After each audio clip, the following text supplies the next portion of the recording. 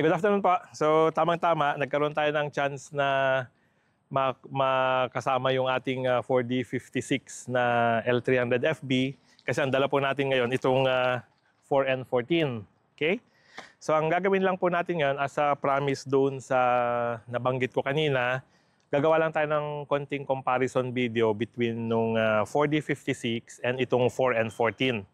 So, simulan po natin dito sa 4D56 natin. 2010 po pala ito nung chinek ko yung kanyang registration. So kung titignan natin, medyo 15 years old na rin siya. So na-acquire natin to mga 2014 po yata, kung hindi ako nagkakamali. So 4 years old na ginamit ng previous owner sa construction. And ito po yung pinakaunang FB natin. Okay?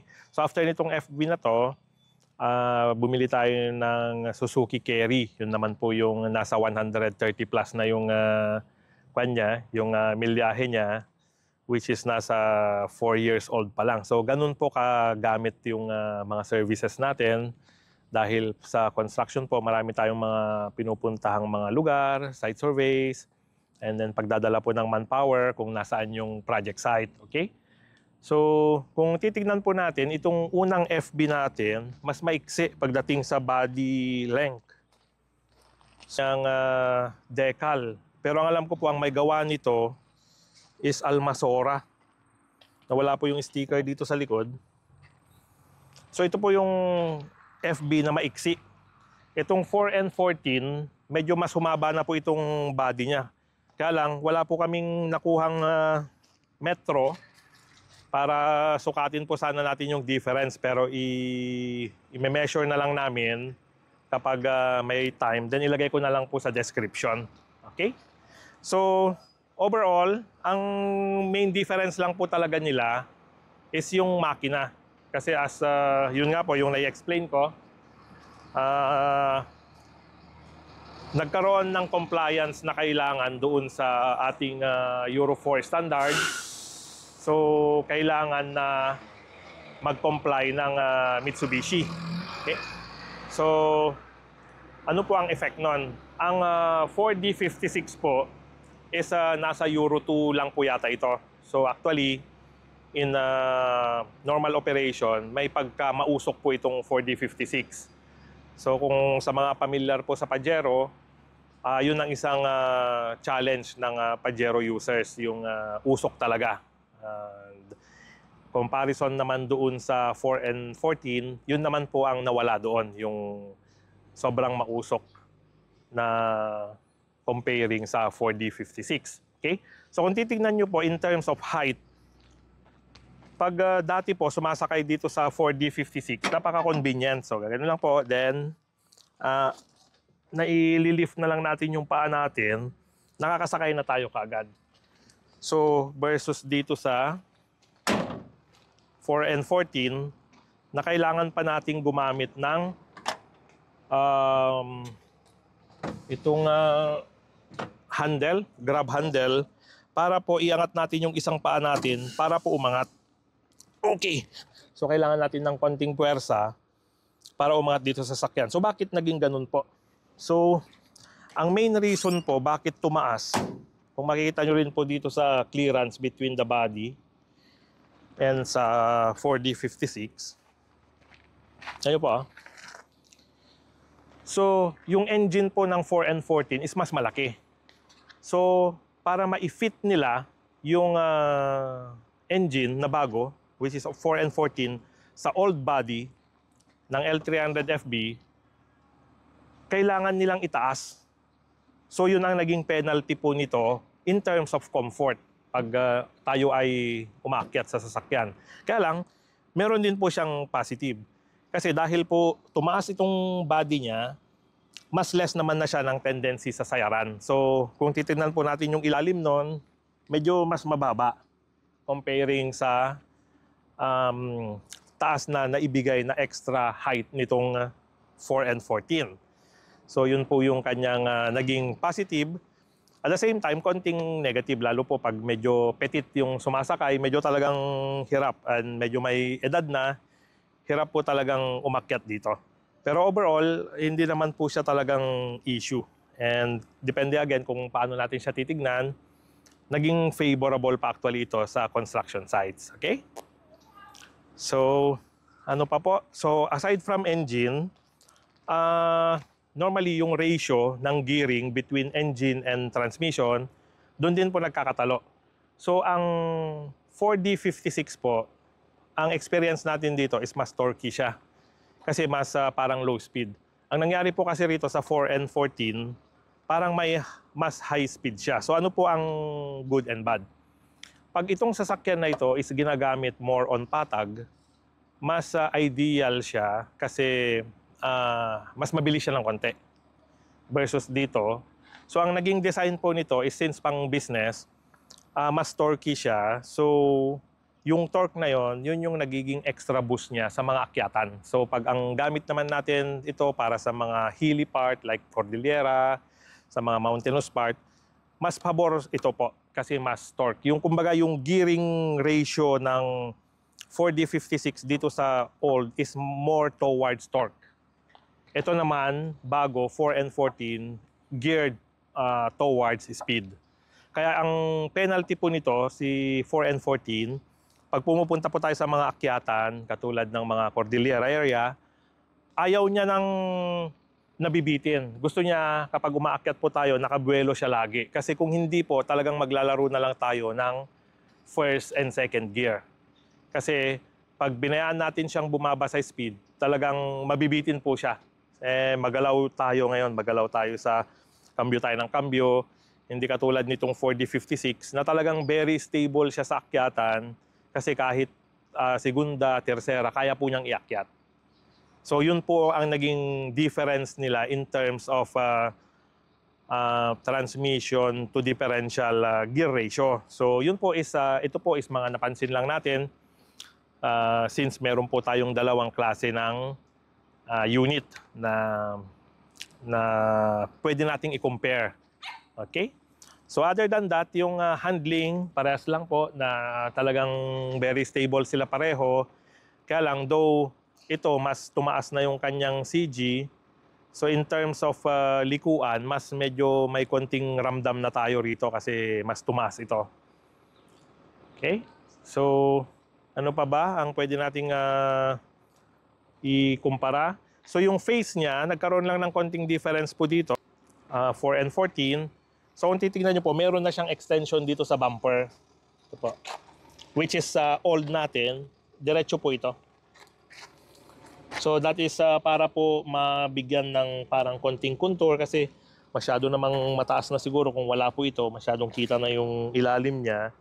And then ginawa po nilang air guide para po sa radiator.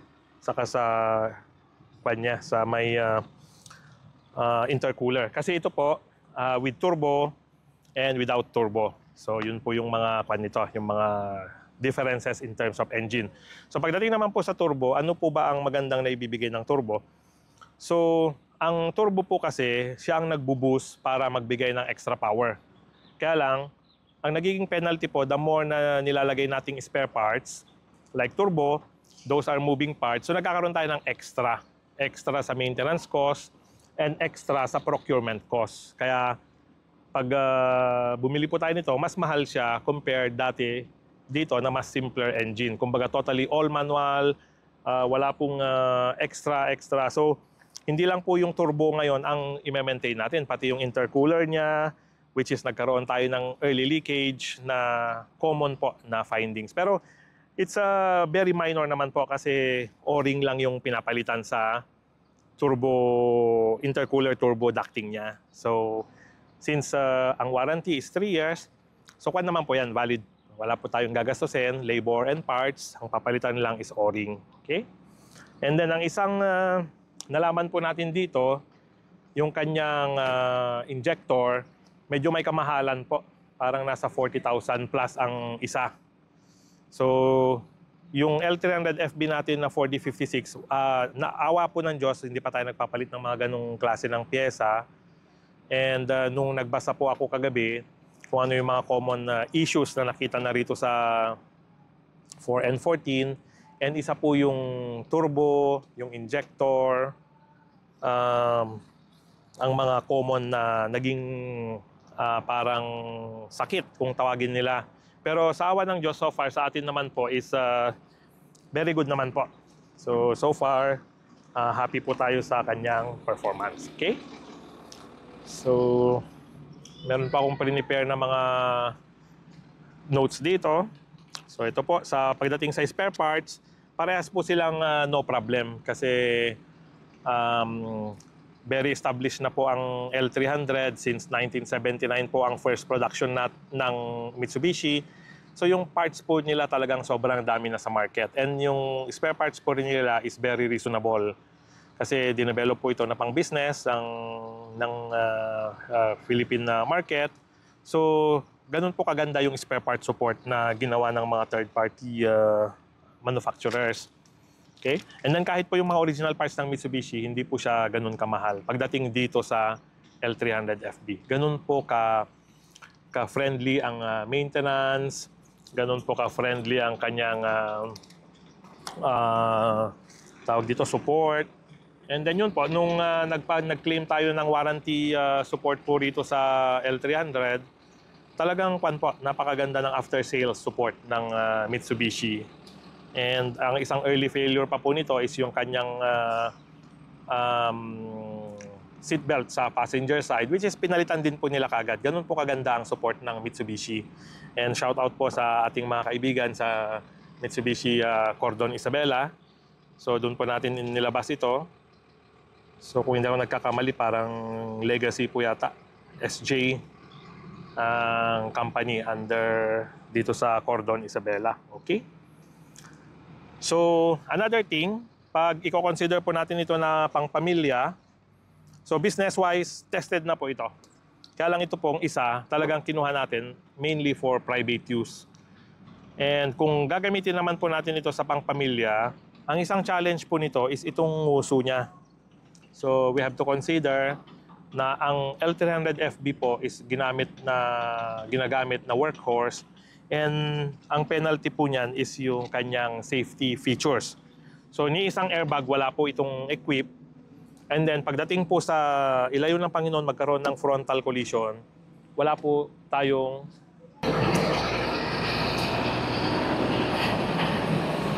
sorry po, naputol yung ating video. So yun po again, pag gagamitin natin to as a family car, ang challenge po nito is itong front niya.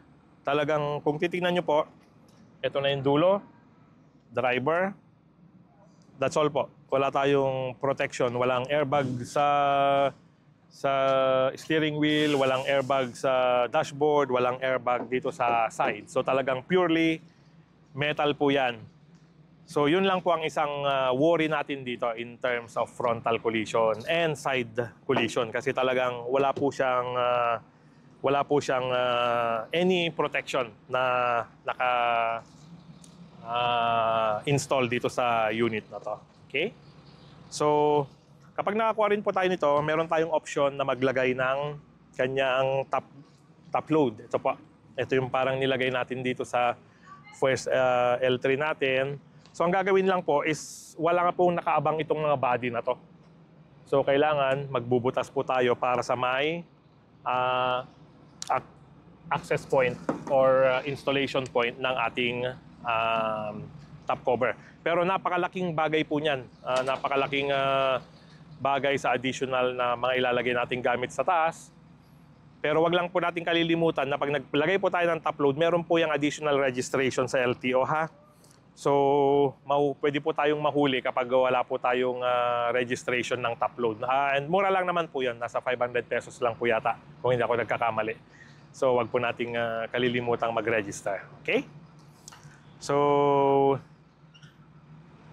again, yun po ang ating mga nakikitang differences. Halos wala po. Talagang ang pure difference lang po nito is yung engine lang. And then ipapakita ko naman po sa inyo ngayon itong pagdating naman sa kanyang interior. So yung interior is more on sa kanyang tawag dito instrument panel. Papakita ko po sa inyo na itong luma natin is more on mechanical. So kukuha na lang po ako ng video clips later para ipakita ko po yung difference.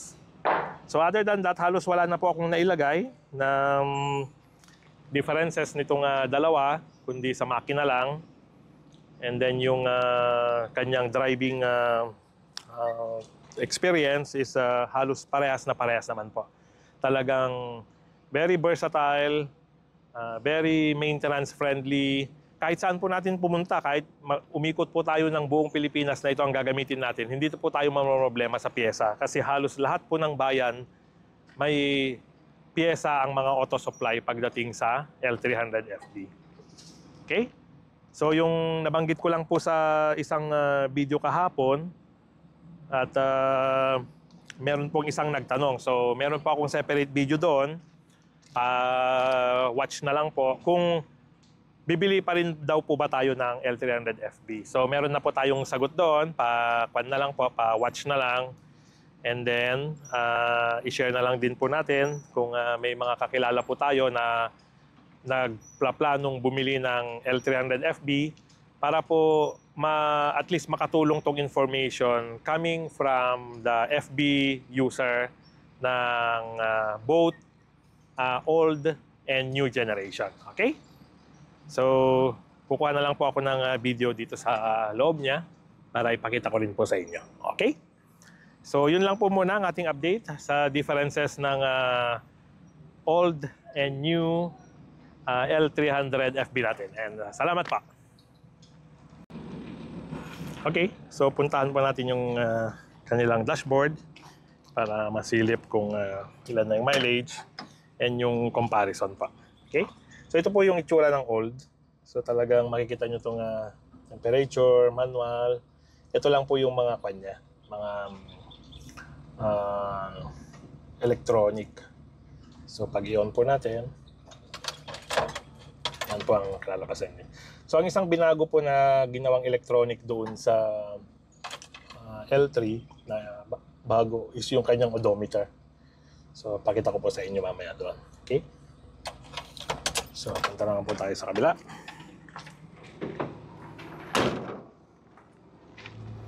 Okay, and ito po yung sinasabi ko kanina na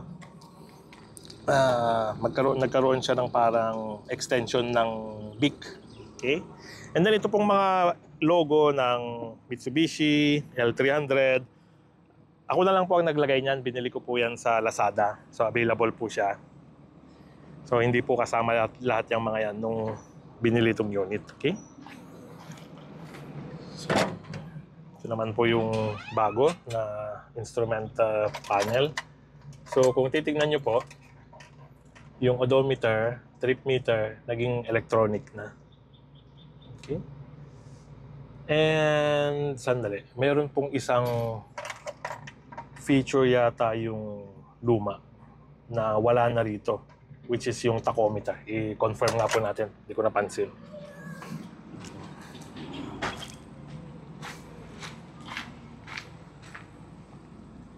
Okay. So, luma po is wala rin.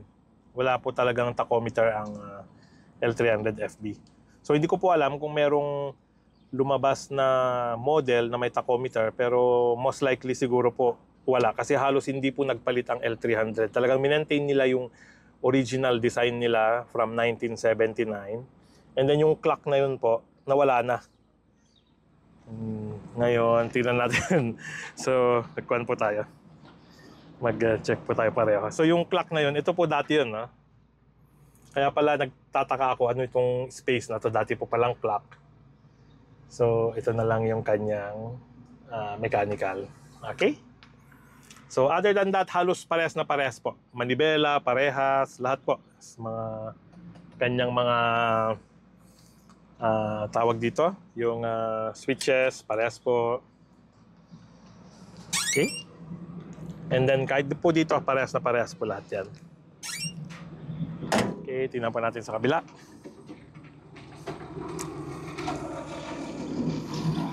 So, yung globe compartment, parehas pa rin po. Itong area na to, itong globe box, nandito pa rin po yan. So, nandyan pa rin po lahat. Yung radio, lahat yan po. Halos napaka-classic pa rin po niya talaga. And then again, hindi po pwedeng mai-recline, pero naidudusog po ng konti. Konting-konti hanggang maisagad natin yung upuan doon. For added comfort lang, lalo po sa mga medyo malalaki ang katawan. Mas mahaba yung paa. So at least meron po konting doon, legroom. Magkakaroon po ng extra legroom. Okay?